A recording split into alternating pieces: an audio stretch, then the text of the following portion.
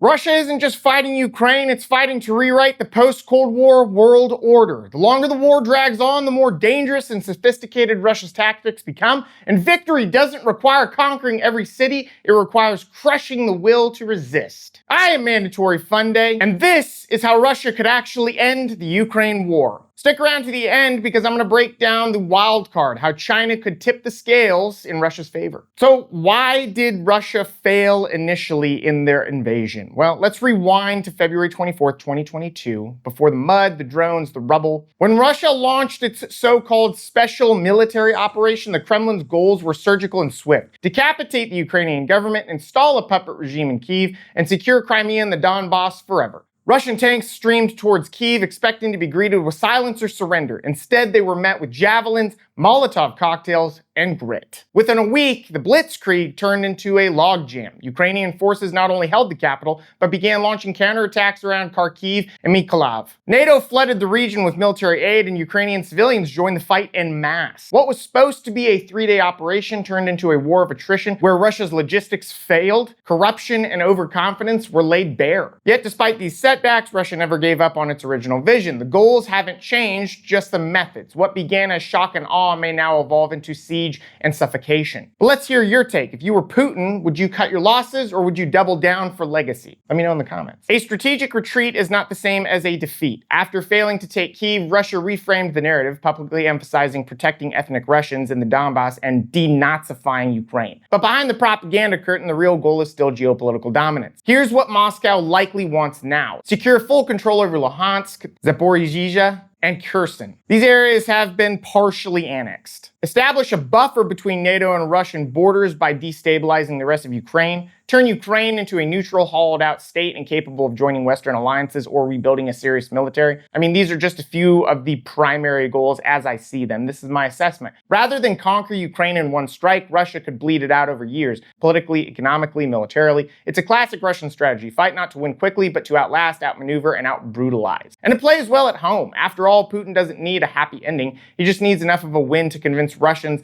that the sacrifices were worth it. But how could they actually put an end to this? Well, let's talk about phase 1 of this theoretical hypothetical scenario. First phase would require total war mobilization. So far, Russia's war effort has been limited by design: partial mobilizations, contract soldiers, and a wartime economy that still allows citizens to buy smartphones and go on vacations. But if Putin wants to finish this, he'll need to hit the Soviet panic button. A real mobilization would involve a few things: drafting over 1 million men from all regions of Russia, especially the rural peripheries, reorganizing the entire Russian economy into a wartime structure, factories retooled, civilian goods halted, all hands on deck. This would cause chaos internally, riots, resistance, and brain drain would spike, but authoritarian regimes survive on control, not popularity. If the Kremlin can crush dissent and spin this as an existential fight against NATO, it can force its population into compliance. What do you think? Would the Russian people actually support this scale of mobilization, or would the system collapse from within? Let me know in the comments. The video is not over, but I want to tell you about the mandatoryfunday.com. That is my website where you can pick up merch, you can pick up shirts, hats, coffee mugs, water bottles. We also have a link on the website for regulation compliant shirts. The membership section of my website allows you to get access to exclusive content and gives you a 20% discount on merchandise. Let's get back to the video. Phase 2 would be cutting off the West. That would be the primary goal. Ukraine is alive today because of the West. Without the billions in arms aid and intelligence, Kyiv would have fallen long ago, more than likely. That's why Russia doesn't need to defeat Ukraine, it needs to defeat Western resolve. This is not a knock on Ukraine, its people, or its will to fight, its military prowess or expertise, its tactical acumen. This is just, quite frankly, as I see it, a fact. Russia could target logistics hubs in Poland and Romania with cyberattacks, train derailments, or sabotage by proxy actors, spread chaos in European capitals, electoral interference, support for extremist parties, and energy manipulation. It could flood social media with war fatigue narratives in the US and UK, especially during election cycles. By grinding down political will in the West, Russia can slow or sever the aid pipeline, and it doesn't need to stop completely. Just enough disruption can tip the scales. For example, a delay in 155mm shell shells by even a month can mean the difference between holding a trench and losing a city. Europe's economic dependence on peace is its Achilles heel. If Russia makes the cost of supporting Ukraine higher than the cost of appeasing Russia, some leaders, especially in southern or eastern Europe, they might blink. Phase 3 would involve air and missile supremacy. Russia can't win this war without owning the skies. Right now, both sides rely heavily on drones, long-range missiles, and limited airstrikes, but neither side has achieved true air supremacy. To change that, Russia would need to do a few things. Launch a mass wave of hypersonic cruise and ballistic missiles to overwhelm Ukraine's remaining air defense systems. They would need to use electronic warfare to blind radar systems and suppress anti-aircraft networks. The goal wouldn't be just to destroy Ukraine's air force, it would be to paralyze the entire country, knock out power grids, drop bridges, make command and control impossible. Phase 4 would involve encircling and starving their cities. Forget capturing Kyiv again. If Russia really wants to break Ukraine, it needs to cut out its heart slowly, city by city. Imagine this. Kharkiv is encircled by Russian armor from Belgorod and Luhansk. Dnipro is isolated via destroyed bridges and missile strikes. Odessa is blockaded by the Black Sea Fleet and cut off from land supply routes. Cities become prisons, cold, dark, and starving. This isn't new. Russia's done it before in Chechnya and Syria. The longer the siege, the more desperate the population becomes, and desperate populations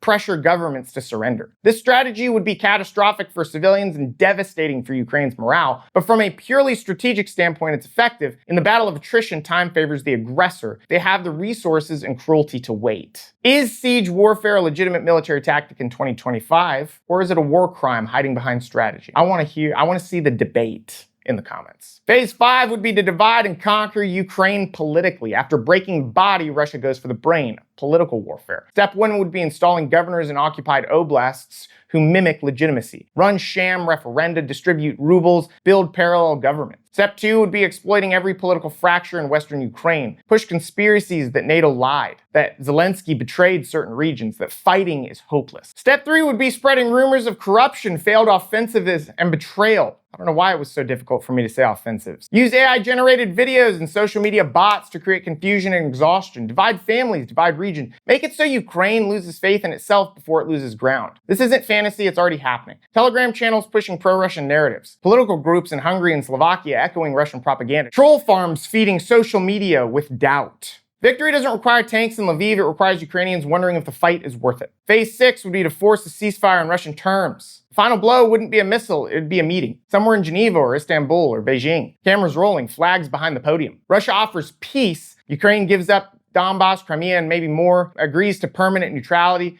accepts reconstruction aid from neutral actors like China. To Ukraine, this is capitulation. To Russia, it's victory in disguise. And to the West, it might look like a way out of an endless, expensive war. Some leaders would declare it a win, others would call it a betrayal, but for Russia, the terms don't matter as much as the message. We win, you lose. While battlefield strategy gets the headlines, wars are won and lost on the home front. For Russia to sustain a long-term war aimed at subduing Ukraine and outlasting the West, the domestic equation must hold. That's not guaranteed. The Kremlin's authoritarian grip has proven remarkably durable. Dissent is crushed, independent journalism is criminalized, political opposition is either exiled, imprisoned, or poisoned. The average Russian citizen sees only what the state wants them to see, and that narrative has remained simple. Russia is under attack, and we are defending our homeland from NATO encirclement. But cracks are showing. Russia's demographic crisis is deepening. The pool of draft-age men is shrinking, the brain drain, hundreds of thousands of young professionals fleeing conscription or seeking better opportunities abroad has weakened Russia's long-term innovation and economic output. Sanctions have severed access to key Western tech, forcing Moscow to rely heavily on China and black market networks. So what's the gamble? Russia is betting that it can endure pain longer than the West can stomach discomfort, that it can substitute repression for reform. That state propaganda, security forces, and cultural memory of past sacrifices like World War II's Great Patriotic War can keep the public in line even if the economy crumbles and more body bags come home. The internal gamble is what gives Russia the endurance to continue escalating. And that endurance creates time to outwait elections in the West, time to divide Europe, time to drag Ukraine into exhaustion. In the end, will Russia's society bend or break under the weight of long war,